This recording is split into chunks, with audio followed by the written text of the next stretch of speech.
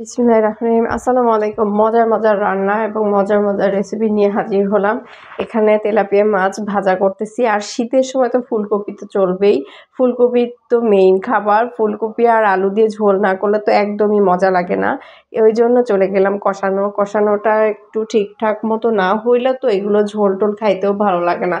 মজার মজার ঝাল ঝাল করে রান্না করলে সবাই খেতে পারবে এবং সবার ভালো লাগবে এইরকম রেসিপি। প্রায় অনেকেই খায়, আবার অনেকেই খায় না। অনেকে বলে যে ঝোলটা কি, ঝোল ভালো লাগে না, কিন্তু এরকম করে রান্না করে খাইলে অনেক মজা লাগে। আর ফুলকপিগুলো যে দেখতে সুন্দর লাগে আর খাইতেও দুর্দান্ত হ্যাপি লাগে। অসাধারণ একটা খাবার, অনেক মজার একটা খাবার। সচরাচর আমরা বাসায় যেটা করি সেটাই আপনাদের সঙ্গে শেয়ার করতেছি দেখানোর জন্য। যাই হোক, আপনারা ভালো লাগলে এরকম করেও খেতে পারবেন। আমার এখানে রান্নার কষানোটা হয়েই গেছে। আমি এখানে পানিটা দিয়ে দিব, গরম পানিটা দিয়ে দিব। গরম পানিটা দেওয়া কমপ্লিট। এখানে মাছটা ভাজা হয়েছে, দেখেন মাছটার লুকটা দেখেন কতটা লোভনীয়। এখানে গরম পানি হয়ে গেছে, গরম পানিটা এখন দিয়ে দেব। গরম পানি দিলে রান্নাটা খুব তাড়াতাড়ি হয় এবং খেতেও দুর্দান্ত হয়। অনেক মজার একটা রান্না, অনেক স্বাদের একটা রান্না, অনেক টেস্টিফুল আর স্বাস্থ্যসম্মত। দেখেন ফুলকপিগুলো একদম সুন্দর লাগছে। আমার লুকটা দেখেন। রান্না ইনশাল্লাহ কমপ্লিট, এখন খাওয়ার পালা। এখানে তো ঝাল পিঠা বানাবো। বড়া ডাল বেটে নিয়েছি, তার মধ্যে জিরে বাটা, আদা রসুন বাটা, সব কিছু উপকরণ, হলুদ, একটু গুঁড়ামরিচ দিব, যেহেতু আমি কাঁচামরিচ দিব না। গুঁড়ামরিচ দিয়ে খাইতেও অনেক মজা লাগে। কাঁচামরিচ দিলেও এটার গন্ধ ফ্লেভারটা অন্যরকম হয়, খেতেও ভালো লাগে। এটাও আবার আমাদের ভালো লাগে। অনেকে আবার এরকম বড়া করে আবার তরকারি রান্না করলে সেটার যে টেস্ট, কি মজার একটা খাবার, অনেক লোভনীয় একটা খাবার। দেখেন এর লুকটা কতটা সুন্দর। লবণটা দিয়ে এখন আমি সবগুলো একসঙ্গে মিক্সড করে নিব।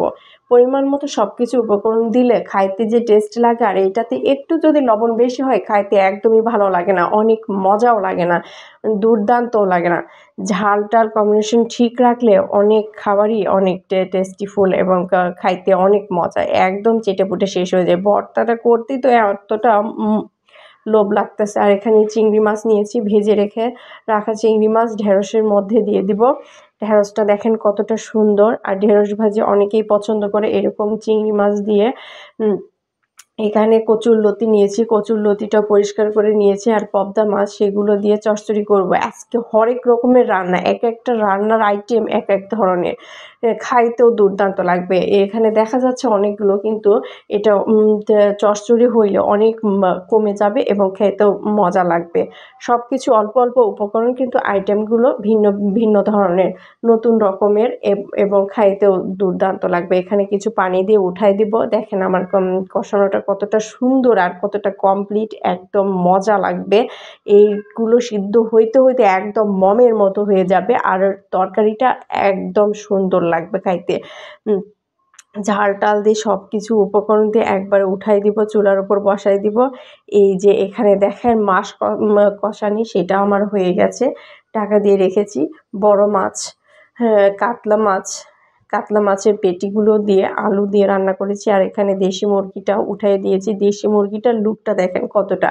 বাসায় অতিথি বা মেহমানদের জন্য এইসব আয়োজন থাকলে কে না খাবে বলেন, সবারই দাওয়াতের জন্য চলে আসবে, আর অনেকেই মজা করে তৃপ্তি করে খাবে। গরম পানিটা দিয়ে দিলাম। আমার কষানোটা কমপ্লিট, এখন আমি ঢাকা দিয়ে দেব।